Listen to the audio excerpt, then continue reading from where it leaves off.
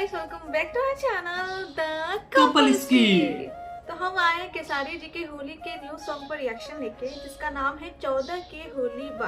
बिल्कुल। और ये मतलब शायद खेसारी भाई का पहला होली का गाना था और शायद हम लोग को ध्यान नहीं दिए थे, तो मेरे बहुत सारे भाइयों ने कमेंट किया कि भैया इस पे वीडियो जरूर से लेके आइएगा। तो और सबसे ज़्यादा कमेंट किया है हमारा मस्ती ब्लॉग 12 भाई ने, और एक रमेश भाई ने किया है, और एक RJ105 करके कोई भाई है। तो ये 3-4 भाइयों ने जो है वो इस पे डिमांड किया है, और हमको पता भी नहीं था कि ये गाना आ चुका है। तो थैंक यू सो मच, आपने डिमांड किया और आप डिमांड करो और हम ना लाए, ऐसा तो हो ही नहीं सकता। तो चलिए देखते हैं कि ये गाना खेसारी भाई का पहला होली गाना जो है वो कैसा होता है। तो चलिए अब ज़्यादा बात नहीं करते और सीधा वीडियो को शुरू करते हैं।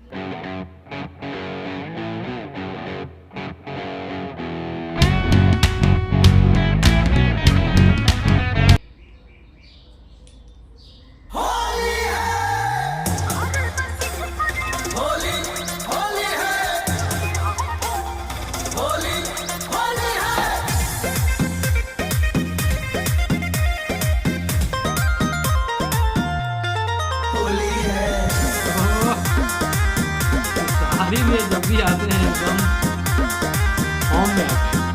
अरे दिन के बाबा चमिया समहत बचेरे के कही के भाभी भाभी सभे चाहिए बच के रहियो। कैसे बचे हो? दिन के बाबा चमिया समहत बचेरे के कही के भाभी भाभी सभे चाहिए घेर के भया सुजुता लफुअन के टोली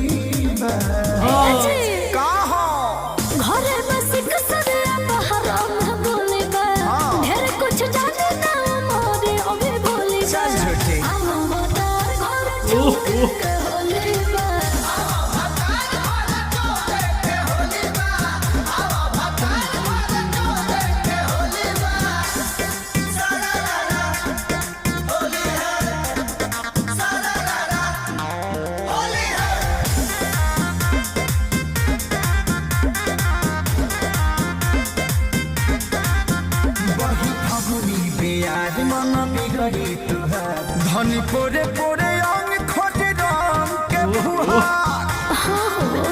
तो बुझा ए राजा वाला को के जो दिल पर गो तो हर बदल बोली रे बोली रे घरे में सिक सदिया बहरा में बोली बा ढेर कुछ जाने ना मोरे ओबे बोली बा आओ भतार घर चल के होली बा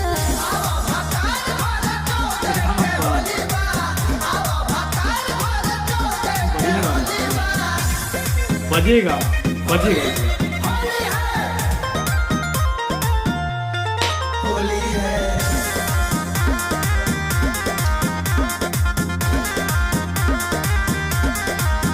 दिली पानी दर खास छुट्टी भई नइखे पास हम कसहु आवे के करतानी प्रयास तो आइए ना कोशिश बा ए पिया कृष्णा में दर्द खसहरी हो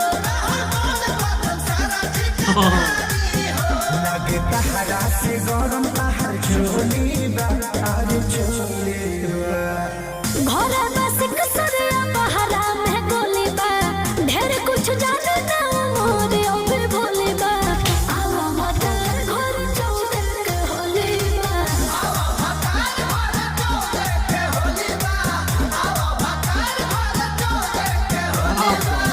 ट्रेन कटा ले बनी टिकट जरूर जरूर जरूर। तो ये है गाना खेसारी भैया का पहला गाना है, और ऐसा गाना है जो बजेगा।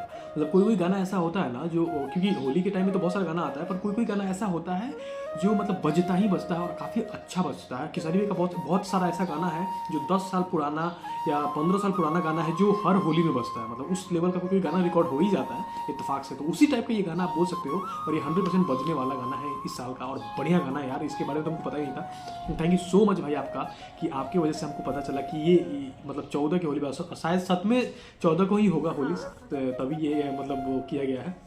तो मेरे से पूछिएगा तो एकदम बढ़िया गाना था और बजने वाला गाना था। अभी तुमसे पूछेंगे तुम्हें कैसा लगेगा? बहुत प्यारा लगा, बड़ा मजेदार सा सॉन्ग था, एंड सच में ये बहुत ज्यादा बजने वाला है 14 को होली के टाइम। बहुत मजा लगेगा, बहुत अच्छा है। बिल्कुल बिल्कुल बिल्कुल। तो आपको पता है कि जब भी गाना हम बनाते हैं तो उसके बारे में हम बताते हैं। तो जो गाना है वो आपका 12 फरवरी यानी कि 12 फरवरी को ही आ चुका था। पैमी रिकॉर्ड्स चैनल पे गाना रिलीज हुआ था। 4.5 मिलियन व्यूज जा चुका है। और एल्बम 14 के होली बा, सिंगर अपना खेसारी भैया और खुशी कक्कर जी है। लिरिक्स जो है वो कृष्णा बेदर्ती का है। बाप रे क्या क्या गाना बनाते हो। म्यूजिक जो विकास यादव है, कंपोजर जो है केपी पांडे है, और जो एक्ट्रेस थी वो प्रिया रघुवंशी थी। तो ये था गाने की जानकारी। तो आई होप कि आपको मजा आया होगा हमारे साथ गाना देखने के बाद। और अगर आपने देख भी लिया होगा फिर भी हमारे साथ जरूर देखना, क्योंकि एक अलग ही वाइब मिलता है, एक अलग ही फीलिंग मिलता है ना। तो थैंक यू फिर से बोलेंगे आप सभी भाइयों का जिन्होंने डिमांड किया और उसके वजह से हम लोग गाना लेके आ पाए। तो चलिए अब ज़्यादा बात करके आपको पकाएंगे नहीं और सीधा मिलते हैं फिर दूसरे वीडियो में। तब तक के लिए जय हिंद।